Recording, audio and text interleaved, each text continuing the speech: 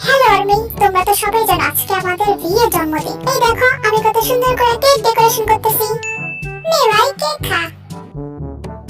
কিন্তু জন্মদিন তোরে বাদ দিয়ে কেন খাই? আরে কিছু হবে না, খা। কিন্তু মানুষ তো কনফিউজ হয়ে যাবে বার্থডেটা আসলে কার। যাই হোক দিস খেয়ালাই। যাই হোক আর্মিরা, আমি যে কেক খাইছি এটা তোমরা ভুলে যাও।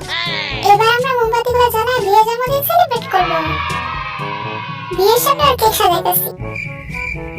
আচ্ছা এদিকে কি হইতাছে? আমি তো কিছুই জানি না। ফু, এবার আমার কেক ডেকোরেশন করা শেষ। ইয়ে মাই বার্থডে। সবাই হাত তালি দাও। Happy birthday to you.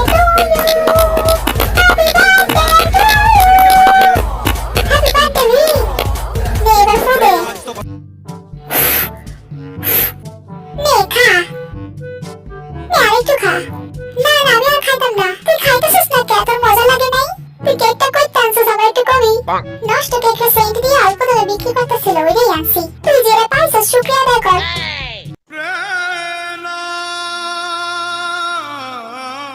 কিরে বার্থডে বয় তো কিছুই খাইলো না, আরেকটু খা।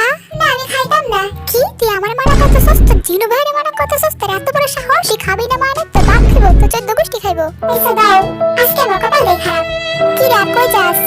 আমার তো ঘুমোতে বন্ধ হচ্ছে না, আমি আর বাথরুমে গিয়ে সব ফলাই দিই।